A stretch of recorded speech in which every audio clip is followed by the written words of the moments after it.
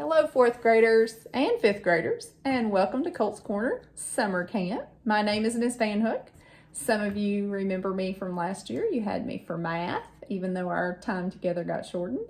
And some of you know me because we made some connections in the hallway, or I've seen you around Westside Elementary. So anyway, I'm happy that you could join us this summer, and I'm going to spend the next 10 days, sharing with you games that will help you become more strategic in mathematics, will help you to become a stronger math learner and a stronger math teacher as well. And I'm hopeful that through these games, you will learn some good strategies and things that you could share with your classmates when we do get back to school. And then, of course, share them with your family or your close circle of friends. Today I have Caroline, my daughter. She's going to be my assistant. She's going to help me share with you all of these games that we're going to learn. I'll make a video each day, and each video will have a specific game. And if you've already picked up your kits from Westside and from Mrs. Franklin or Miss Cindy, then you have all the materials you need for all of these games. And I went ahead and placed the materials that you'll need for each game in an individual bag. So today you're going to need the bag that has the place value game board and the digits place game board. We're going to start with the place value game. For the place value game, you're going to need the game board. You're going to need the deck of cards. You'll need one die. Ooh, I turned that upside down, sorry. One die, and you will need a dry erase marker. And then I have an eraser, but if you have an old sock or an old handkerchief, or you can even use a paper towel, all of your game boards have been placed inside of a plastic sleeve so that you can use them over and over again, because I want you to play these games a lot. All right, so for the place value game, here's how it works. What I'm going to do, Caroline is going to build a number. She's going to build the number using cards that I draw, and we're going to decide how many cards or how many digits our number will have by rolling a dice. So I'm going to roll the dice, and I rolled a 5. So this is going to be a 5-digit number. So she is now drawing 5 dashes on her game board. It's going to look like this. So this means it's going to be a 5-digit number. I'm going to decide that I think we should build the largest 5-digit number that we can make. So that's one of our rules, largest 5-digit number. So since it's going to be a 5-digit number, I'm going to be using the card deck from my kit. I did take out the 10s. So the only cards that are still in my card deck are aces, and those will be equal to 1, 2, 3, 4, 5, 6, 7, 8, and 9. So those are the only cards that I have left in my deck to draw from. I shuffled them so that they were all mixed up. I'll shuffle one more time. And so from my card deck, I'm going to draw 6 cards, but I can only use 5 of them. And each time that I draw a card, you have to make a decision. You have to decide, do I keep it and place it in my number, or am I going to discard the digit? So I'll go ahead and get started. My first digit is a 9. So now Caroline has to make a decision based on what she knows the rules are. I'm building a 5-digit number. That number is the largest 5-digit number I can make. So Caroline, what do you think? Should we keep it or should we discard it? Keep it. Okay, Caroline wants to keep the number. Now she has to decide where she's going to place this digit in her number. remembering that we're trying to make the largest 5-digit number. So Caroline, where do you think you should place the 9?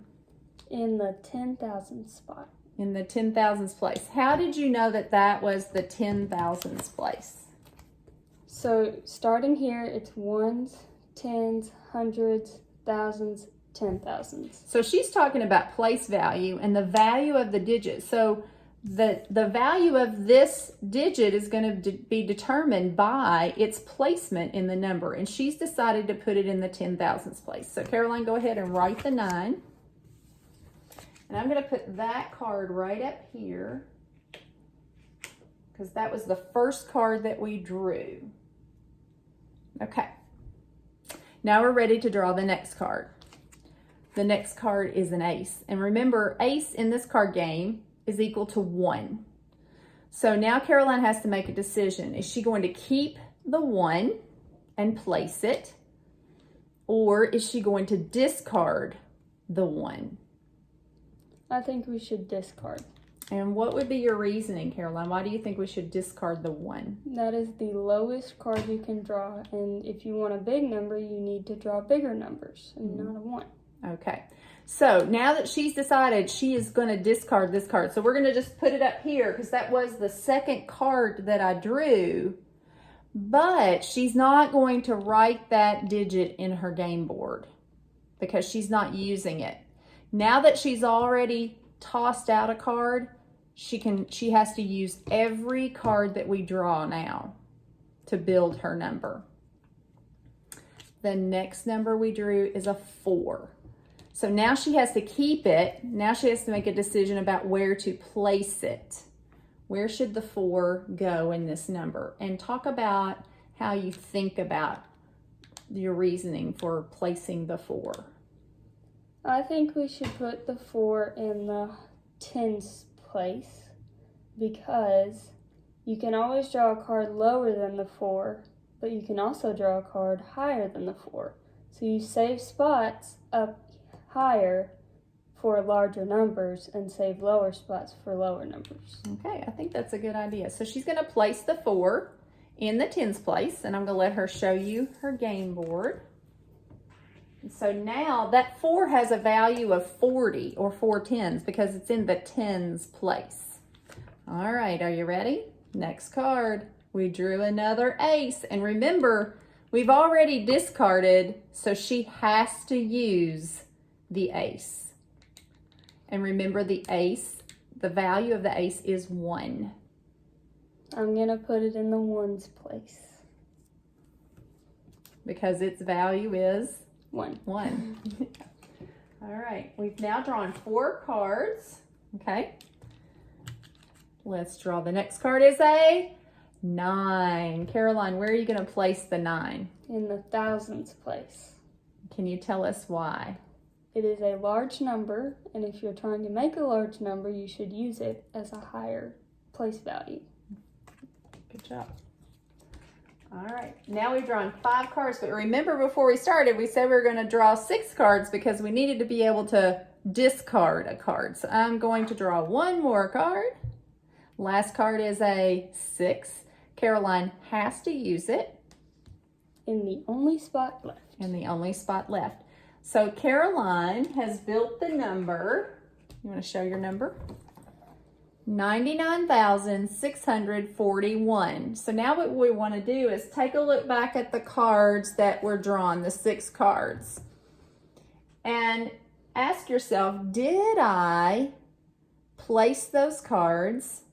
Did I place the digits in the number so that I built the largest number I could make using those 6 cards? And did I make a good decision about discarding the 1? What do you think, Caroline? I think I did a pretty good job. Because we had 2 9s, and she put those in, she put one of the 9s in the 10,000s place, and that gives it a value of 90,000. She put the second 9 that we drew in the thousands place, and that's 9,000. She placed the 6, and there was no other card drawn that was greater than 6 at the time. So 6 hundreds, and then 4 tens, or 40 and 1 1. So her number is 99,641, and that is the largest number you could make based on the cards that we drew. So there's many variations that you can use for this game.